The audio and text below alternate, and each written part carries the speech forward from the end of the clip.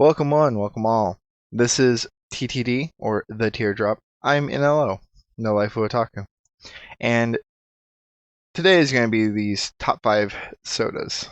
So, number 1 will be Zero Sugar Ginger Ale. Canada Dry, preferably, but all of them are great. And so, it's everything at once, or separate, and that's what makes it so great.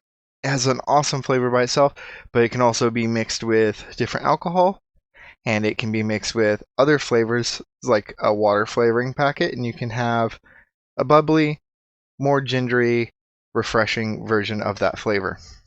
So you have zero sugar without the chemical problems. A lot of zero sugar sodas will have this problem that it just leaves either a bad taste in your mouth or it makes your stomach feel very, I want to say, curdled. Like it just makes it not feel great. Oh, where did my screen go?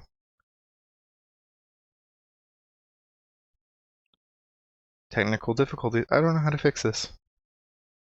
Alright, and we're back. So it's the best soda to drink while sick. So if you're drinking a different soda and you get those chemical problems and you're starting to have stomach issues, go ahead and pick up one of these. It not only will soothe an upset stomach, but it will keep it at bay longer than other sodas that people recommend to drink. It has a nice, clean, and mature flavor. It's not a type of drink to be shelled out and advertised more like candy to those hyperactive teenagers. And a lot of people will probably taste this when they're younger, not like it, and then never drink it again in their life. If you haven't had some kind of ginger ale in like the last 10 years, go ahead and pick one up, give it a try. And it breaks the mold of what soda can be.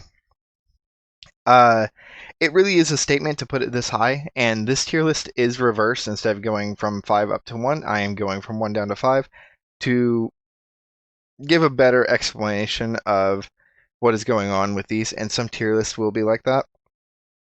And it's bold. I really don't want it to feel fake, and that's kind of why this is going. But this tier list is not just to chase those other sodas that are glorified sugar high. But for number 2, we do have A&W root beer, and I call it the king of creamy. It's a smooth, vanilla-kissed, almost frothy flavor. It's a little bit like a dessert, so the zero sugar variant is also very good. Um, it doesn't punch you in the face with acidity or like a syrup, and it can alone be a little bit like a root beer float without the ice cream. Yes, the ice cream does make it a little bit better, but a lot of time just this alone is really good too. They somehow ended up bottling nostalgia, which if you are old enough to remember drive-in movies and like during the summer whenever this was kind of being shelled out everywhere more than other sodas, like along beaches and stuff like that, then it might bring that a little bit back to you. There's also no caffeine, which means no crash, which means you can have more. And while yes, they do have caffeine-free versions of other sodas, you lose a little bit of the flavor with that. It is not the exact same. So it's less like a chemically enhanced energy bomb.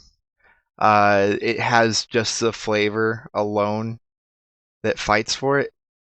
Imagine a imagine a fighter without steroids who still wins. That's what A&W root beer is.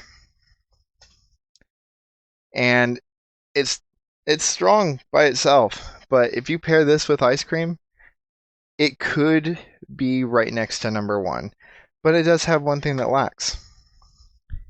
It's just root beer. It's really something that you had to have had whenever you were younger to understand nostalgia, but it's absolutely great, but it's not transcendent.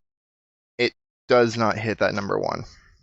And then for number 3, we have one that is really going to get on some people's nerves, but Zero Sugar Baja Blast. So it pairs amazingly with food, but not all the time. It does have its own downfalls. So if you're eating something like tacos, something that's spicy, or something that's a little greasy, the citrus in this pairs really well. And having the zero sugar means that you're not being overly bombarded with sweet while you're eating something greasy. So you feel a little bit less ill, but it does have the issue of needing that. Why do I keep clicking? As zero sugar down to a science. I mean, it really tastes just like the regular Baja Blast to most people. It keeps that magic. It's still got awesome tropical flavor to it. The aftertaste doesn't feel like you're chewing batteries, and it really just earns respect.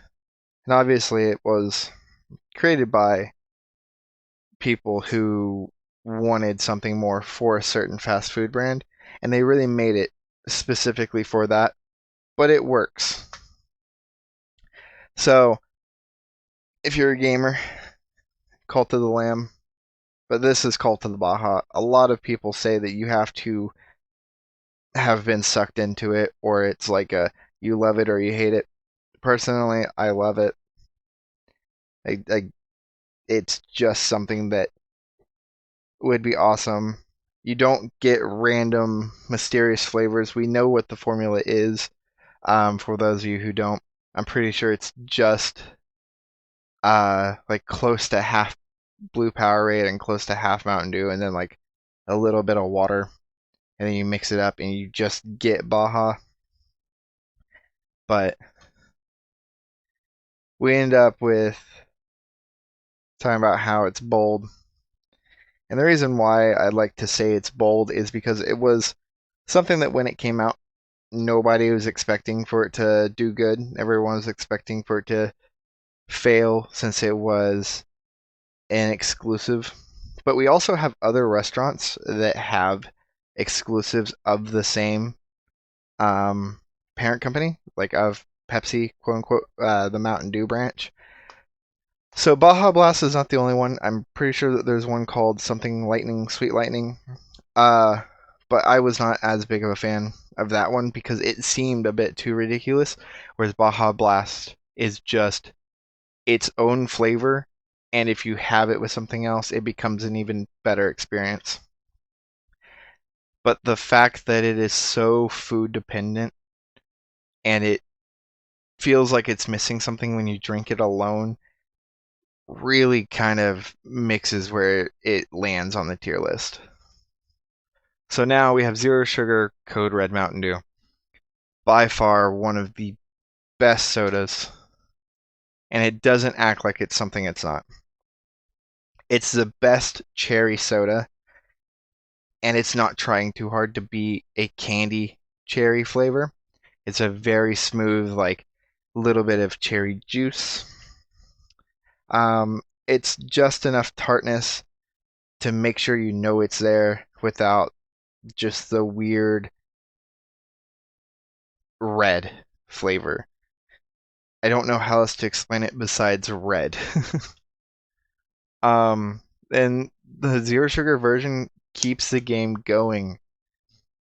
It does not drop the ball, and it's one that should have been a disaster, but it's not because you would think that cherry relies a little bit more on sweetness, and you get the awesome bite of the classic Code Red without the syrupy guilt.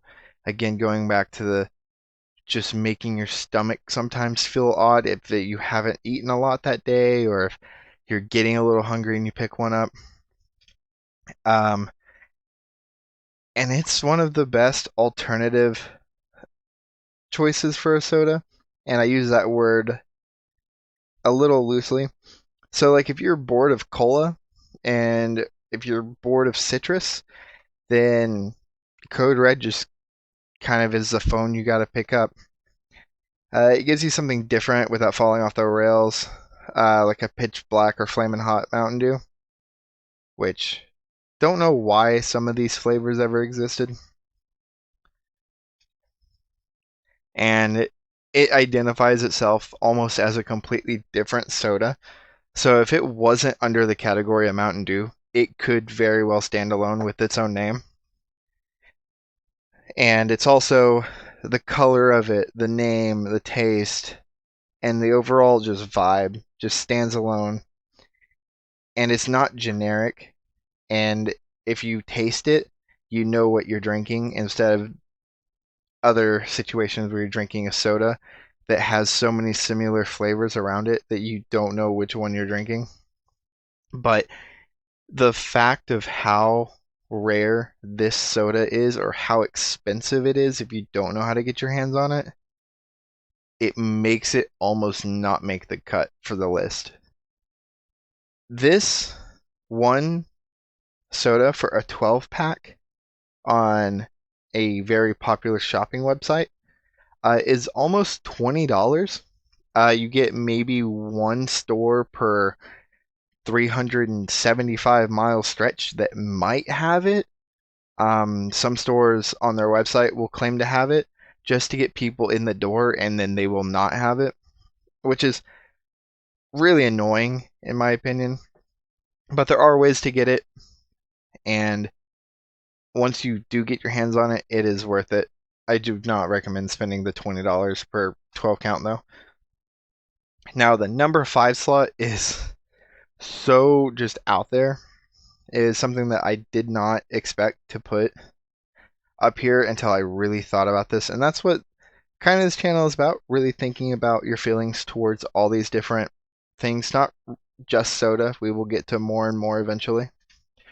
But with this, it's flavors that don't clash. It's an unexpected fusion. You hear orange creme cola and you're just like, what?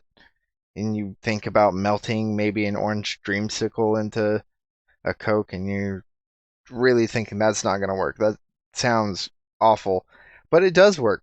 It's smooth. It's got some citrus. It's not super sharp. And it's got a good creamy, silky after kind of texture before you get the creamy after flavor that works really nice. And with this, I am doing the zero sugar and the regular soda combined, because they both kind of hold their own, but they also hold it together. They taste good with and without the sugar. It doesn't bring so much sugar that you're having the stomach, I don't know what to call them, but if you drink soda on an empty stomach, you know what I'm talking about, where it's just the sugar is too much. With this, if you're wanting something that's kind of like a sweet treat, drink the regular one. If you're pairing it with a meal, or if you're drinking it alone before a meal, just pick up a zero. They taste so identical. And with this, one reason why I've put this up here is because it helps keep everything stable. The tier list, that is. With this, it really balances it out.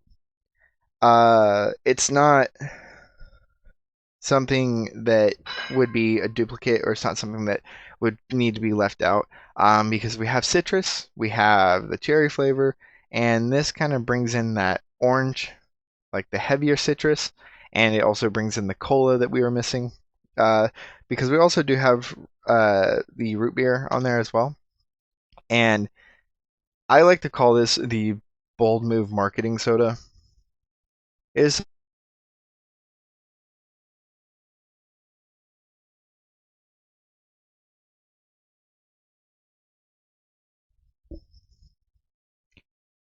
all right, my headset cut out. But I call this the bold move marketing soda. It really just kind of was something that I feel like they marketed to get a bunch of people talking about it, and then they started selling it, and it didn't quit selling.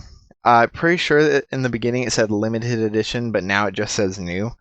So I don't know if they reworked that formula or if they just decided to keep that original formula, which is awesome.